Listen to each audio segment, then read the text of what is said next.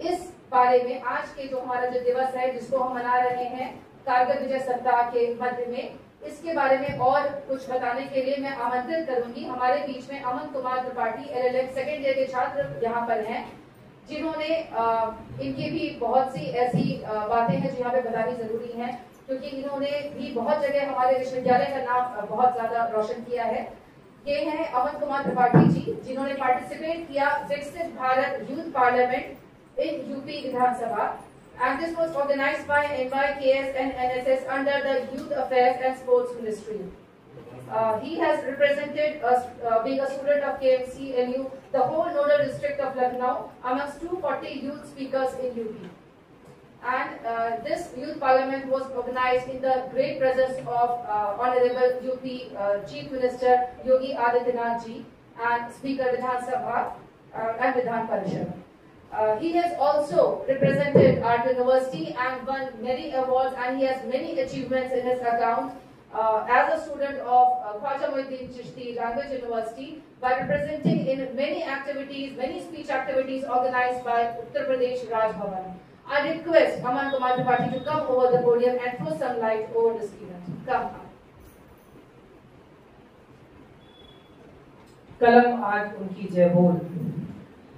कलम आज उनकी जय बोल, जला अस्थियां बारी बारी छिटकाई जिसने चिंगारी,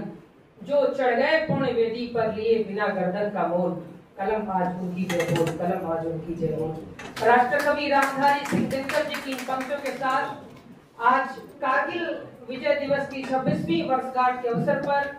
उपस्थित सेना के गणमान्य अधिकारीगण, उपस्थित एनसीसी के साथी लोग, आज के इस अवसर पर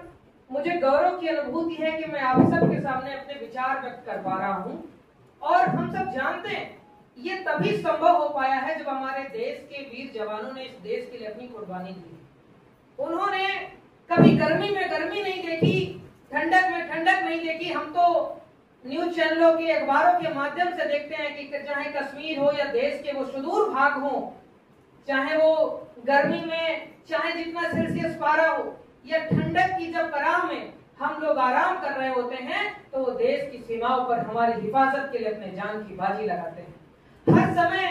हर पल इस देश की सुरक्षा में कैप्टन मनोज पांडे जैसे वीर जवान जिन्होंने अपने जान की कुर्बानी लगाई। कारगिल का युद्ध जिसका इतिहास किसी से अछूता नहीं है, दुश्मन देश को परास्त करने के लिए, अपनी मां भारती के सम्मान के लिए जिन्होंने अपने प्राणों को न्यौछावर कर दिया है, तो अगर उनके प्रति हम आज श्रद्धांजलि व्यक्त कर रहे हैं तो ये हमारे लिए सौभाग्य का विषय है। और मेरा तो सौभाग्य, मैं इस बात को आप सबके सामने प्रस्तुत करना चाहता हूं कि मैं तो उस जनपद से आता हूं जहां पर कैप्टन मनोज पांडे जैसे रणवांकुरे जन्मे हैं। मेरा गृह जनपद सीतापुर है, ग्राम रूढ़ा राष्ट्रीय राजमार्ग पर पड़ता है। ऐसे जनपद से मैं आता हूं, मुझे गौरव की अनुभूति है कि जब मैं उत्तर प्रदेश की विधानसभा में भी अपने विश्वविद्यालय का प्रतिनिधित्व कर रहा था तो मैंने अपने जनपद की शुरुआत सौर्य की पावन वसुंधरा के नाम से की। तो उस विधानसभा में भी कैप्टन मनोज पांडे जी के बड़े भाई जो डिप्टी मार्शल है विधानसभा के, उन्होंने इस बात से गौरवान्वित महसूस किया कि वो अपने जिले के वीर जवान, अपने जिले के जो अमर योद्धा हैं उनके नाम से उनकी बात को आगे लेकर जा रहे हैं, क्योंकि हमारी भी पहचान उन सबसे है। आज उनकी जो इस अपनी देश की आजादी के लिए, अपने देश की सुरक्षा के लिए कैप्टन मनोज पांडे, विक्रम बन्ना और जैसे 11 प्रमुख नेतृत्वकर्ताओं के साथ 550 से ज्यादा वीर जवानों ने अपने जान की कुर्बानी लगाई, 1100 से ज्यादा वीर जवान घायल हुए।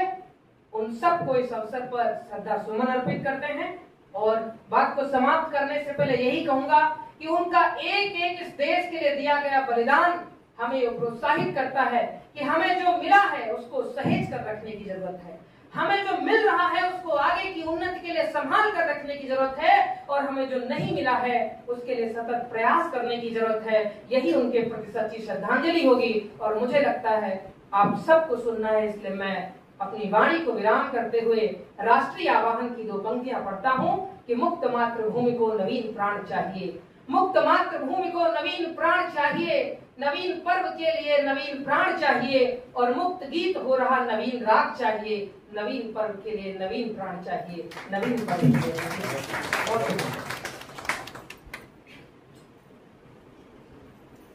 थैंक यू अमन। आज का या